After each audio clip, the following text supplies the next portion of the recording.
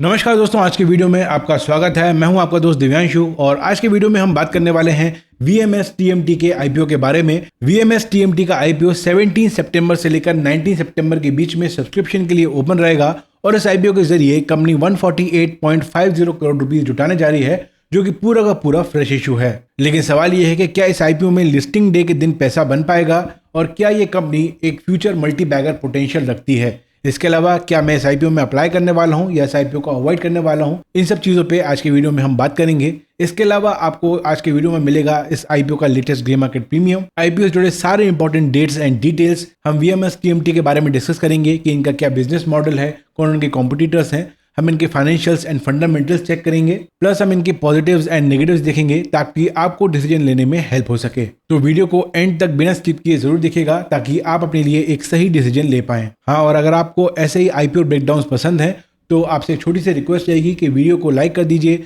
Channel को subscribe कर लीजिए एंड बेल आइकन प्रेस कीजिए ताकि आपसे नेक्स्ट IPO या कोई मार्केट अपडेट मिस ना हो। अब चलिए दोस्तों, बिना देर किए आज का वीडियो स्टार्ट करते हैं। तो सबसे पहले हम VMS TMT के ग्रे मार्केट प्रीमियम को चेक कर लेते हैं। लेटेस्ट ग्रे मार्केट प्रीमियम का ट्रेंड हमें बताता है कि इस समय GMP चल रहा है 23 रुपीज पर शेयर का, यानी कि एस्टिमेटेड लिस्टिंग प्राइस यहाँ पर 122 हो सकती है। मतलब अलॉटमेंट मिलने पर करीब 23.23% का गेन यहाँ पर हो सकता है। लेकिन दोस्तों, मैं आपको बता दूं कि ग्रे मार्केट प्रीमियम केवल अनुमान के लिए है, ये कोई ऑफिशियल नंबर्स नहीं है। ये हमें एक आइडिया देता है कि कितना लिस्टिंग गेन किसी IPO में हो सकता है और ये ग्रे मार्केट प्रीमियम हमेशा अपडेट होता रहता है। सो लेटेस्ट ग्रे मार्केट प्रीमियम के अपडेट्स के लिए आप मेरा व्हाट्सएप चैनल ज्वाइन कर सकते हैं, जिसकी लिंक आपको डिस्क्रिप्शन मिल जाएगी, या फिर आप आई बटन पर क्लिक करके भी उसको ज्वाइन कर सकते हैं। अब आइए इस IPO से जुड़े कुछ डेट्स एंड डिटेल्स देख लेते हैं।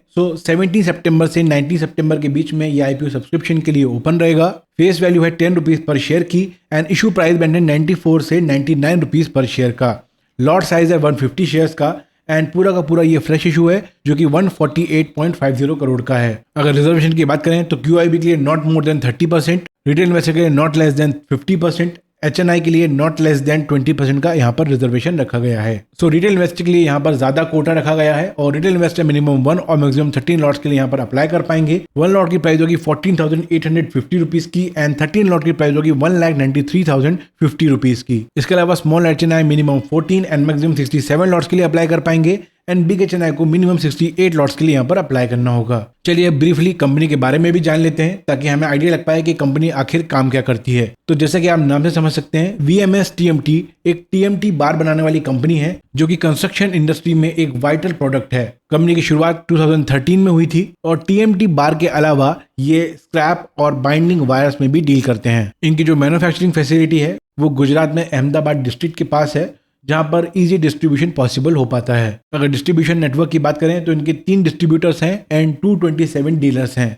इसके अलावा एक इंपॉर्टेंट इन्फॉर्मेशन ये है कि 2022 में कंपनी ने कामधेनु लिमिटेड से एक रिटेल लाइसेंस एग्रीमेंट किया हुआ है और इसके अंडर VMS अपने TMT बार्स को कामधेनु नेक्स्ट बार के ब्रांड नेम से सेल कर सकते हैं और ये एग्रीमेंट VMC TMT को एक स्ट्रॉन्ग ब्रांड एडवांटेज प्रोवाइड करता है। अगर इनके रेवेन्यू को देखें तो मेजर रेवेन्यू जो है वो गुजरात के थ्रू आता है और पिछले 3 साल के अगर हम रेवेन्यू को देखें तो 98 से 99% जो रेवेन्यू है वो केवल गुजरात से ही जनरेट हुआ है। अगर हम TMT बार मार्केट के बारे में बात करें तो ये $11.23 बिलियन का है 2024 में, जो कि 2032 में $22.55 बिलियन का हो जाएगा। मतलब अगले 8 साल में ये ऑलमोस्ट डबल हो जाएगा। 9.1% CAGR यहाँ पर ग्रोथ रहेगी। इंडिया के टोटल स्टील प्रोडक्शन में TMT बार्स का जो शेयर है वो 50 to 60% है और गवर्नमेंट की इंफ्रास्ट्रक्चर पुश, कंस्ट्रक्शन की boom, urbanisation and quality upgrade इस कंपनी के की ग्रोथ ड्राइवर्स हैं। अब आइए फाइनेंशियल इन्फॉर्मेशन पर बात कर लेते हैं। अगर हम इनके पास फाइनेंशियल्स को चेक करें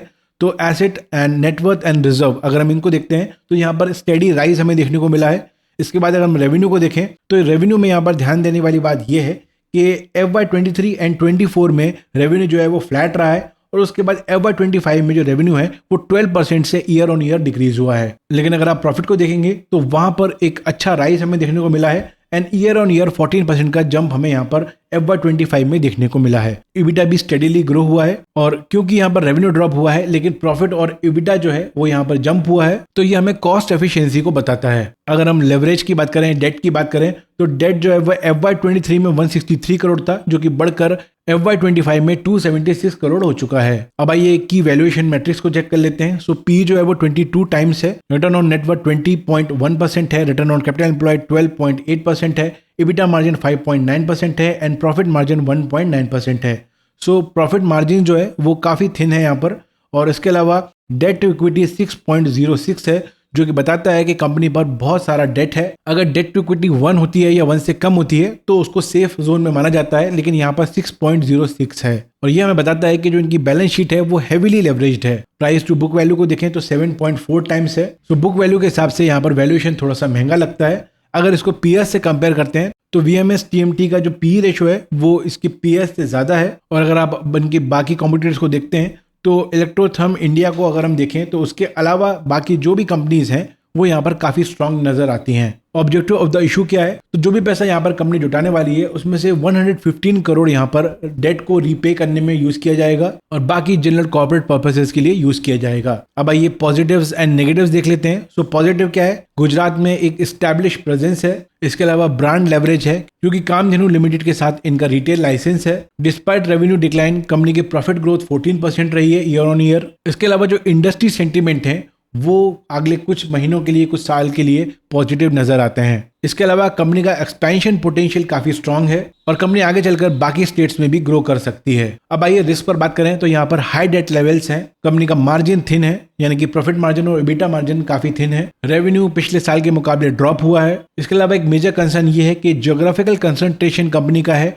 और केवल गुजरात पे ही कंपनी का पूरा रेवेन्यू डिपेंडेंट है। इसके अलावा जो इसका वैल्यूएशन है वो काफी प्रीमियम नजर आता है अगर इसके कॉम्पिटिटर से इसको कंपेयर करें या फिर इसकी प्राइस टू बुक वैल्यू को देखें तो फाइनल वर्डिक्ट क्या है? क्या इस आईपीओ में अप्लाई करना चाहिए या इसको अवॉइड करना चाहिए? तो लिस्टिंग गेन के हिसाब से मैं इसको 3.5 आउट ऑफ 5 स्टार दूंगा। ग्रे मार्केट प्रीमियम अभी तो काफी स्ट्रांग नजर आता है और उसके हिसाब से यहाँ पर एक ठीक ठाक लिस्टिंग गेन होने की संभावना है। अगर हम लॉन्ग टर्म इन्वेस्टमेंट पोटेंशियल को देखें तो मैं इस आईपीओ को 2 आउट ऑफ 5 स्टार दूंगा। ये उन आईपीओ इन्वेस्टर्स के लिए तो ठीक है जो हाई रिस्क पोटेंशियल रखते हैं, लेकिन क्योंकि इनके जो रेवेन्यू है उसमें डिक्लाइन है, प्रॉफिट मार्जिन थिन है, कंपनी पर डेट बहुत ज्यादा है एंड वैल्यूएशन थोड़ी सी प्रीमियम नजर आती है, और ये सब चीजें इस आईपीओ को अनअट्रैक्टिव बना देती हैं लॉन्ग टर्म के लिए। अगर आप कंजर्वेटिव इन्वेस्टर्स हैं, ज्यादा रिस्क नहीं लेना चाहते हैं, तो ये आईपीओ मुझे लगता है कि आपके लिए नहीं है। और अगर थोड़ी सी रिस्क लेना चाहते हैं तो एक लॉट के लिए अप्लाई कर सकते हैं केवल लिस्टिंग गेन के लिए। लेकिन ध्यान रखिए दोस्तों, ये वीडियो केवल एजुकेशनल पर्पस के लिए है, ये केवल मेरा पर्सनल ओपिनियन है। अगर आप इस आईपीओ में अप्लाई कर रहे हैं तो अपनी रिस्क एपेटाइट को ध्यान रखिए और अपने फाइनेंशियल गोल्स को ध्यान रख के ही इस आईपीओ में इन्वेस्ट कीजिए।